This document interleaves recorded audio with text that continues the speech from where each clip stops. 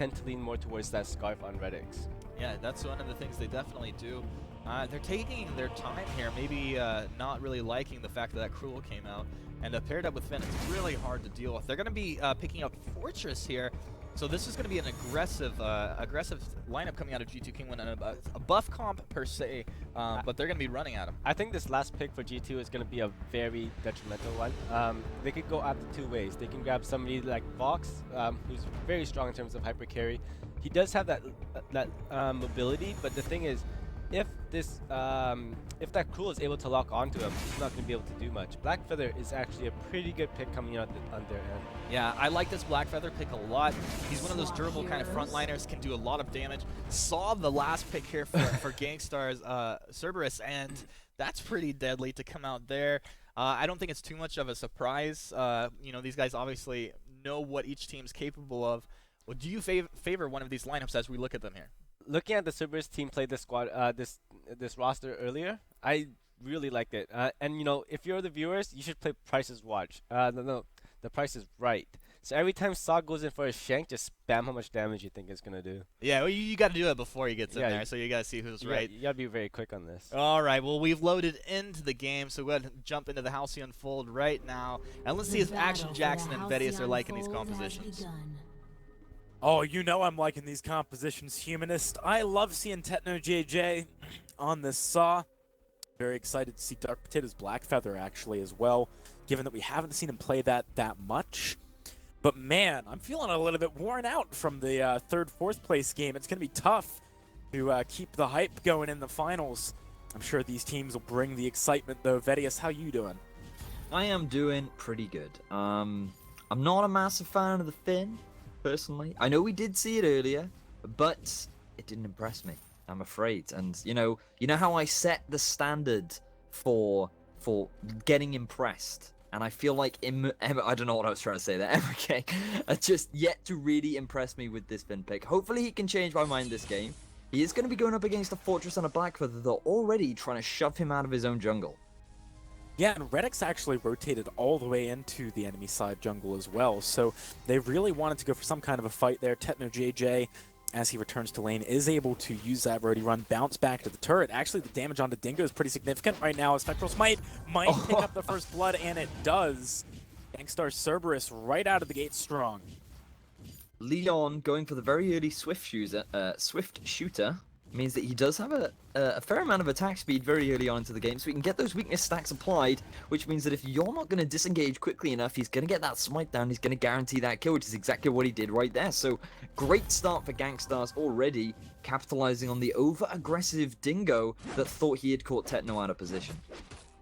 Indeed he does. So with that first early kill going the way of Gankstars Cerebrus, they've obviously sent a strong message to the side of G2K. But we know that with this Black Feather and Adagio later on in the game, things could get very scary. So Gankstars need to be careful here. There might even be a 3v3 at 2 minutes by the shop. Both these guys making some rotations down here from the lane. Techno JJ and Redix looking like they want to fight, but Redix very low on the energy. He wasn't able to get the fight going right off the bat. When he had the buffs, it was going to be hard for him to keep the fight going later on. Does seem that way. I'm just having a look at some of the items that are being picked up right now. Techno JJ going for that very early Book of Eulogies. So for those of you that are interested in going for this Saw in the lane, Book of Eulogies does make a lot of sense for the sustain. You can get pushed around early on, like you've seen Redix trying to do, but then you start working towards this crystal damage. Typically, you want to go for that Aftershock first because it works so nicely. Synergizes very well with the fact that Techno JJ, all he does is dive in, use that one ability, and then dive back out again. So the Aftershock passive just suits him very nicely. Meanwhile, Leon... actually, Leon's looking for a fight. Dingo's got a lot of weakness stacks on top of him right now. Techno JJ coming in here. Whoa! That was as perfect a dank dunk as I have ever seen. So, like, simultaneous use from Techno JJ and Leon. Something I wanted to touch on before we saw that is that Techno JJ actually upgraded his boots super early. Whoa, Redix! Goodbye. Oh, man. This is a pretty flawless execution of the composition we're beginning to love here. Or at least I'm beginning to love. That Dank Dunk was spot on. That is exactly how you do it. You get a bunch of weakness stacks up, and then just as the Roadie run comes in, you use that Spectral Smite at exactly the same time to achieve the almighty Dank Dunk combo. And, you know, we've seen that Smite paired up with a couple things in the past. We've seen it paired up with the Hellfire Brew. We've seen it paired up with the Solar Storm. But I honestly don't think anything really trumps the Dank Dunk combo. This is just the most satisfying combo, right? Like, and it's perfect. Well, so with the Hellfire Brew, it's like, oh yeah, some of the power of that Hellfire Brew is the AoE, the burn damage. No! With the Dank Shank and the Smite, it's just all up front, in-your-face damage right away. You gotta be pretty scared if you're G2K after witnessing that. And the thing is, right, it's actually quite difficult to itemize against, because Shield really doesn't have that many optimal build paths, and there's little you can do to mitigate a lot of that burst. The only advantage that you have is that the burst isn't something you can spam. Once they've used it, it's pretty much on a long cooldown, but we're about to see it once more. Oh, this is just... like, there's very little to actually say as a play-by-play caster when this combo is getting wound up, because it's just like they run in, and then they instantly kill someone. It's all over. Yes. But the way to mitigate it is this, you need to rush shield as quickly as possible. Maybe go for double, maybe even triple Fountain of Renewal, because Fountain of Renewal does give you a nice amount of shield, and in a lot of instances, it won't instantly kill you. You can sort of, you will be spared with a little health towards the end while those Spectral Smite stacks are starting to accumulate. So perhaps in that downtime, you can use that Fountain of Renewal to mitigate some of the damage, but it's really tough to say. Ooh, Hell's Heart goes a little bit wide. 100% miss rate in the finals. Yep. Unlucky Leon. Not going to see any of that crazy stuff we saw out of him earlier on, but here comes potentially a 3v3. Reddick's going to be the first target. Verse of Judgment does stun up Leon. That's a lot of damage onto him. He can't find a good enough smite. Techno JJ has suppressing fire. Here comes the boom bullets, dealing some good damage onto Dark Potato. Hammer King's quite low here. They got to be careful. Techno JJ sprinting forward. He wants the shank. He can't quite find it, though. G2K surviving by the skin of their teeth, although Reddick's could be a big target for Techno. He's got that Roadie run just off cooldown. Dank Shank, pop! He's going to find himself the kill. That's going to be the one-for-one trade between these two teams. I really enjoyed that interaction between Dark Potato and Techno, where Techno was running at him with the knife, and then the Rose Offensive was used by Dark Potato, and he was like, nope, nope, nope, nope, nope, nope, nope.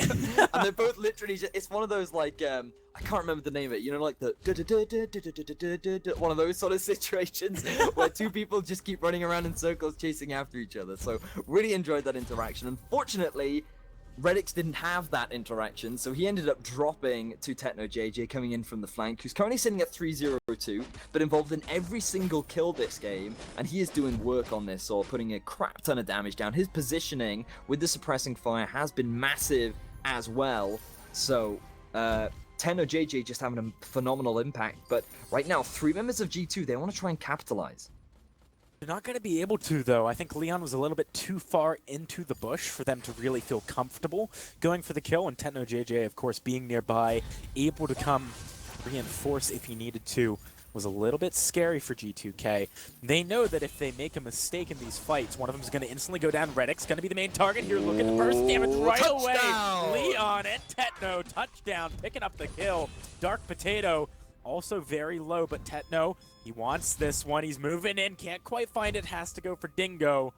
Doesn't quite get the kill, though.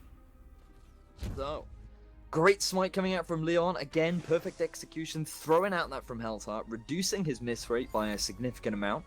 But it does set up once again to get those Spectral Smite stacks up. I don't actually believe that Techno used his Roadie run initially there, but he was just putting a lot of damage down with the suppressing fire, and you can see it right there. Huge amount of damage down from the backline. But Techno, he is actually taking a lot of poke in return, so he's going to be forced to disengage, and Gankstars, they're going to use this as an opportunity to steal away the jungle. They need to be careful of over-aggressing, though. Yeah, Leon just used Spectral Smite, doesn't have it for the next 10 seconds. G2K might try and pick a fight right now, but they get flared out. It's going to be difficult for them to get in there without Gankstars knowing. Okay, just going to have to play it safe and back off for now. No. Both teams returning to normality. There's the first Fountain of Renewal completed now for G2. They are struggling to know how to deal with this composition. This Black Feather going to take a while to turn on, but even when he does turn on, will it really be enough to mitigate the burst damage that is coming out from Techno and Leon? Like, we can go back to a point that you actually brought up there. Leon, tier 3 boots already.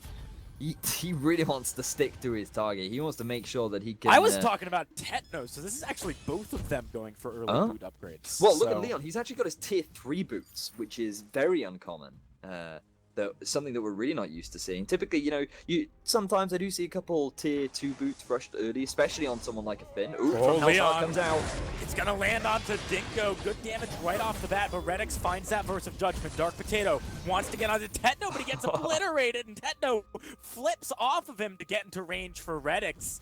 We might see some more kills go in the way of Gankstars. Can they close this gap? Oh, the nice. Cord over the wall. Emmer King, you said you hadn't seen the kind of plays you wanted to out of him. He heard you, and he's proven you wrong right now. Beautiful play. That's going to be the ace for Gankstars Cerebrus as they pick up the gold mine off the back. Secret Agent Emma King making the super sneaky play right there, catching Redix completely off guard, but it doesn't matter because Redix didn't even have his reflex block available anyway. There was no way he was going to escape the warm embrace of that Finn, and it resulted in a clean ace going over to Gankstars. No, they didn't get the buff, but it doesn't matter because they're going to secure themselves the gold miner off the back of it. Gankstars coming up with one clean fight after another, and we are yet to see G2 even slightly dent this composition that is coming out from Gankstars right now. Very impressive performance once again. And the burst is just way too much for G2 to deal with. It is, but we're seeing similar issues that we have seen before from this composition. Gankstars struggling to push down turrets. They have finally found one, but obviously you need 5 before you can actually take down the Vein Crystal. So plenty of work for them left to do, plenty of opportunities for G2K to come back into this game. And that their composition does do a lot better, I feel, in the late game with that Black Feather Adagio combo.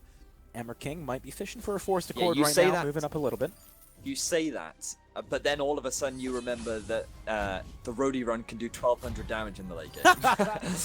Yeah, that's a fair point. That is a fair point. You got to be careful about that. And look at the items. Dark Potato, he's gone for an Atlas Pauldron. He just wants to reduce the attack speed as much as possible, and I feel like the attack speed isn't the problem. I understand he wants to try and mitigate the number of stacks that are being set up as much as possible, but I feel like that shouldn't be your priority. You just need to stack up as much shield as you can to just try and mitigate as much of the burst so that your Fountain of Renewals can have more time to take into effect. I mean, the Atlas Pauldron, reflex block, Redix stops that from Hell's Heart, but I feel like the Atlas Pauldron is a good pickup because it's going to stop, Redix!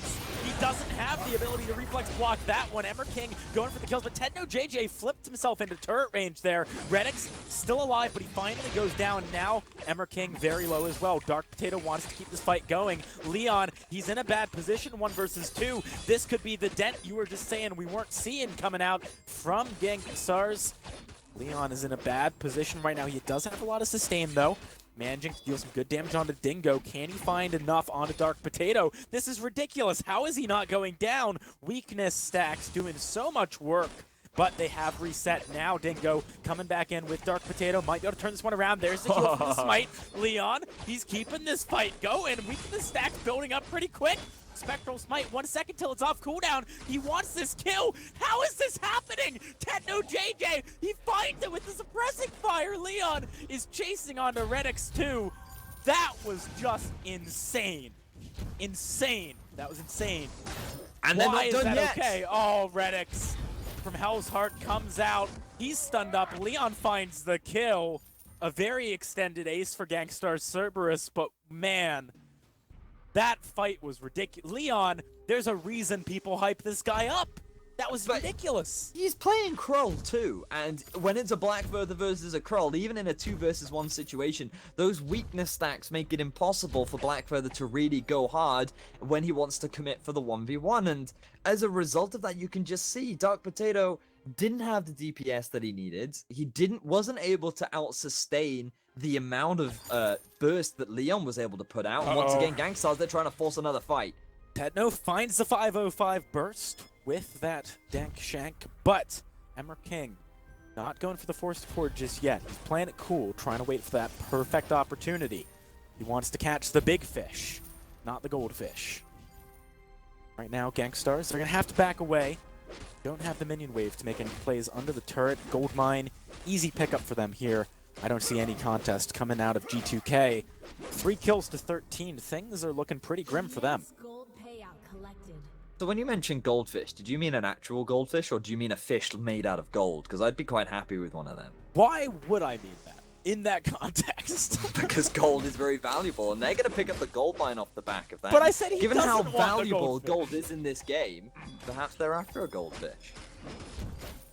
I think you have the memory of a goldfish. Yeah, it does seem that way. Especially when it comes to these very quick, rapid fights, and they're like, yeah, okay, now break down all 4 of them. Yeah. Anyway, Gankstars. They're making an exciting final, that's certainly for sure. Something we didn't touch on was how Dark Potato and the gang were able to actually win a fight, which was the fact that they used that turret. Gankstars overcommitted, and they took advantage of the fact that Techno JJ used his burst and put himself in a compromising position. If they can do that again, maybe they can win a fight, so they're going to try now. Oh, Dingo eats that from Hell's Heart. Dark Potato is trying to get on the backline. Techno JJ the first to fall. Redix finds a good burst of judgment, stopping Leon a little bit. This time, I don't know if he's going to be able to 1 versus 3, basically. Ember King not doing too much. G2K, they're going to find their first fight win of the game, and it's a clean ace for them. Right as the Kraken spawns. Bad news for the side of Gankstars Cerebrus. That was an insanely clean fight coming out from G2, and I thought it would have gone horribly because they were forcing themselves into a choke point, which enables Techno JJ to just land his suppressing fire, get a huge amount of damage down. You're also grouping up for his boom bullets, which makes things even worse, and Emmer King doesn't have to move that far to land the quibble. But it didn't matter because Dark Potato used that Rose offensive, moved onto the backline, put a lot of Heartthrob stacks down onto Techno JJ, and when you combine that with the Verse of Judgment coming out from Redix, that's just a recipe for disaster for Gankstars, because Dark Potato is freely able to just clean up the backline. Very impressive stuff coming out from this Black Feather, and now we're starting to see why it's been banned so much here in Europe. It is indeed Dark Potato 6-2-0 right now, having a pretty decent performance as we move into the later stages of the game. Leon gonna be forced back here as Redix starts to put down the hurt. Techno JJ, he can't really kill this Kraken very quickly, given that he's Crystal Power. Is gonna find the smite. Actually, no, not able to find the smite down onto, rather the shank onto Dark Potato. See, Leon is gonna sustain himself up a nice amount with that Spectral Smite, but really, Gankstars Cerebrus is struggling to do anything to stop this push right now. Here it comes. This is going to be the big fight. Dark Potato wants to get on the backline. Leon's already gone down. Techno, he's only got the suppressing fire. Not really able to do too much against this Kraken. I think this might be the turnaround. Techno finds 1, but that's nowhere near enough. G2K, all of a sudden, turn this game around and take game 1. So G2 somehow able to swing this game back in their favor. After a single fight, a single Kraken, they just push through the entire base of Gankstars and they take game 1. Unbelievable. I'm a little bit lost for words because this game was so heavily in the favor of Gankstars. We were talking about how you needed such optimal conditions for G2 to somehow turn things around, and they find it. They get the kills onto Techno. They then turn around and get the kills onto Leon. Gankstars seem as blown away as we are in that very final end push. And G2 in an 8-14 scoreline against them with a 1-6 Redix are able to bring out the win. I'm kind of lost for words. Like, really, I don't know what to say about that game. I feel like things just got a little bit out of control for Gankstars. Moving into game 2. It was in full control for Gankstars. Like, it was their game. And then one team fight, just one, swung things back in their favor. And I think G2 realized that if they just kill Techno, they win. And they somehow managed to pull it off. They somehow find the win, and they're going to be leading the best of 5 series. And now they've kind of proven they don't need to necessarily worry that much about this SAW composition. That